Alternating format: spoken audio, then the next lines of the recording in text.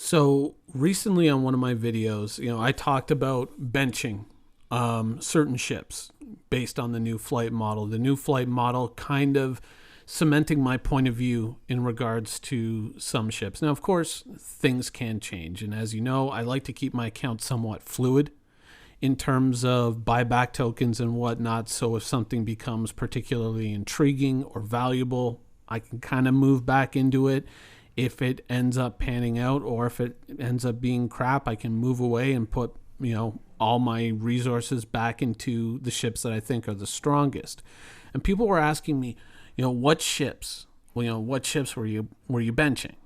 And I have to say that the light and the medium fighters have become, from a pirate point of view, increasingly unattractive. And with the new flight model, though I'm sure that people who fly the fighters may enjoy it, I looked at it and I kind of said, you know what? As a pirate, it creates a new problem. And that problem is the problem of pursuit. Because fighters aren't so good in that.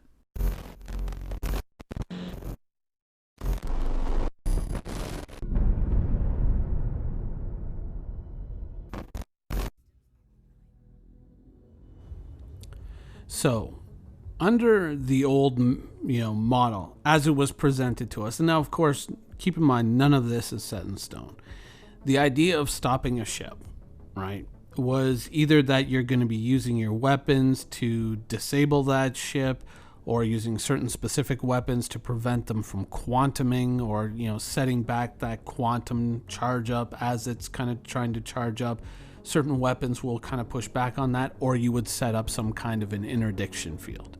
This is originally what was presented to us. These are kind of our options for interdicting and capturing a ship. And when I started to look at the realities of how Star Citizen is working right now, I started to realize that fighters, from a pirate point of view, were becoming somewhat useless. And I don't want to say that too heavily. Like, I'm sure that there are people out there who want to go out and do the dogfighting missions and, do all that stuff, and that's going to be fine for them. The way things are, dogfighting doesn't really seem to have shifted in any real serious way. I mean, it was circle strafing. Now it's jousting again. Who knows where it's going to end up. But we're talking specifically about pirates, and we're talking about the pursuit phase of a fight. Now, under the old system that we had in previous iterations of the PU, you couldn't just quantum to a location on the surface of a planet. You knew where they were, and originally you had to travel down through the atmosphere of a planet. And that could take a little while. And that seemed to be almost the ideal spot to attack a ship, right? You were thinking, okay, this is kind of perfect. This is kind of ideal. They can't quantum out. I can move in and I can take them out of the atmosphere at my leisure. I'm in a fighter. I've got wings. I can kind of pick away at them. Not that big a deal. Not going to be that much of a challenge. But with the new flight model and with the changes, that seems to have kind of permanently shot that to hell. And so if you're looking to hit someone, you need enough firepower that if you're going after your average cargo ship, you need enough firepower to seal the deal in a fairly tight amount of time, because if they see you, they should be able to quantum out before you can get there, or before you can do enough damage to actually stop them from being able to quantum away. And the same thing with if you put up an interdiction sphere and you happen to capture a ship. You need to be able to disable that ship quickly. And the problem is that fighters don't really seem to have the oomph that they would need to punch through and get that ship stopped. Now, of course, if all the missions were like, oh, stop the guy in the 300i, stop the guy in the Aurora and get our cargo back, then yeah, okay, a fighter would make sense in that situation. But when you're a pirate and you're a little bit more ambitious and you're going after bigger targets, you need something that really kind of drives that home and it shuts that ship down as quickly as possible. And a fighter just ain't it. I mean, you're talking about taking down things like starfarers and caterpillars, and a buccaneer isn't just, it's just not going to do the job.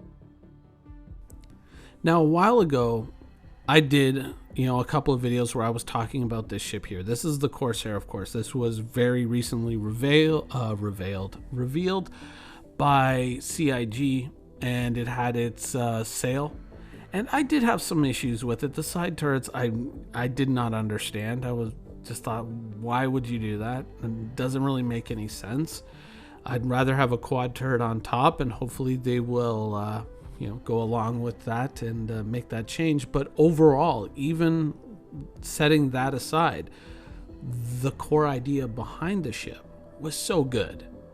And when I was thinking about pirate ships before the ship came out, this was something that had been rolling through my head, and I was looking at things like the Vanguard and like the Constellation, and, well, not really the Redeemer, because the Redeemer's never going to be built, but I was looking at these types of ships and I was thinking, because you need something that can punch through those shields and disable that ship very quickly. And then all of a sudden the Corsair shows up and it just fits the bill.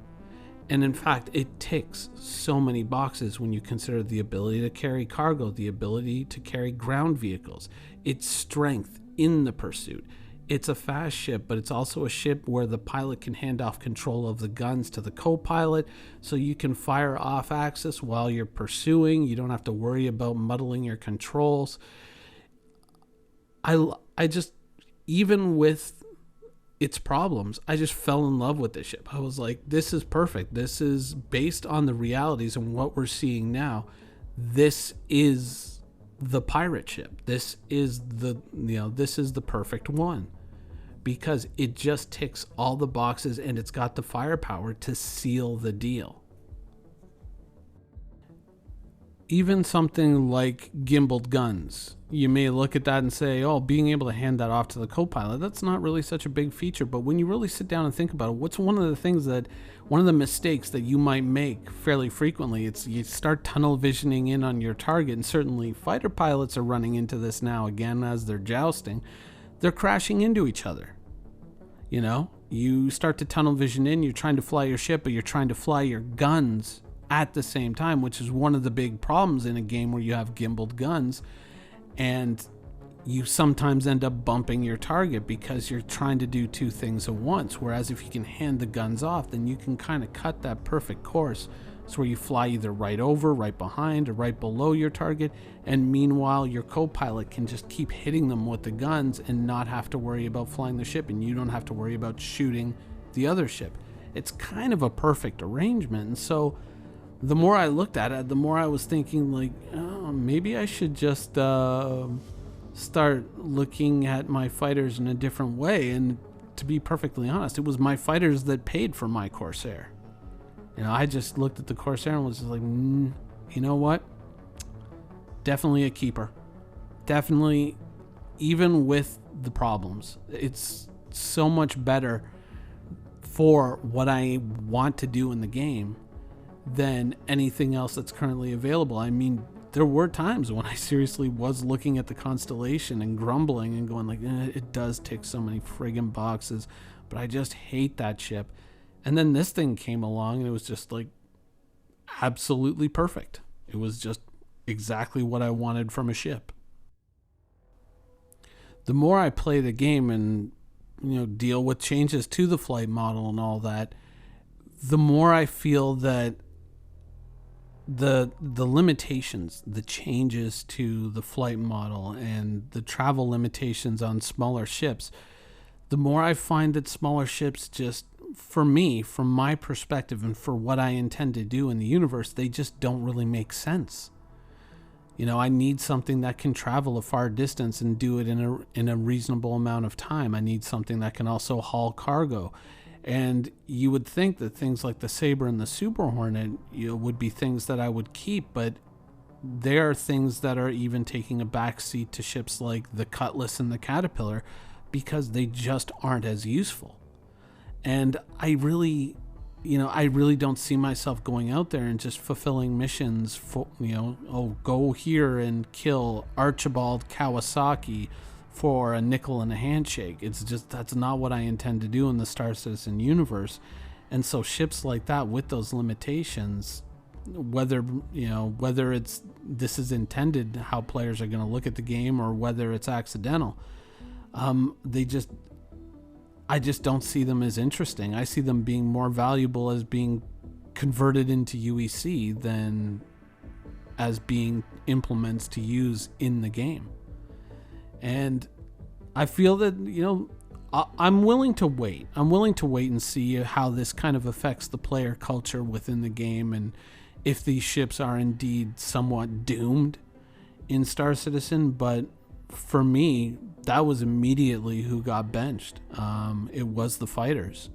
Ships like the Caterpillar and the Cutlass have only cemented their place, but ships like the Saber and the Super Hornet are just,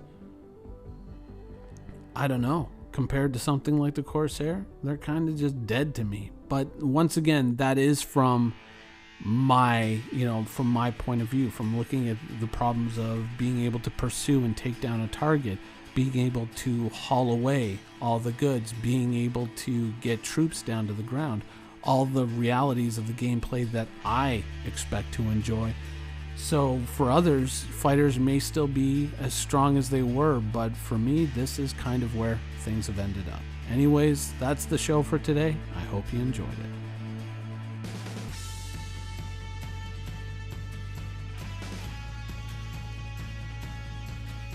Thank you for watching. So if you want to keep up with the latest and greatest in Star Citizen and Squadron 42's development, please follow us on our social media channels. See you soon.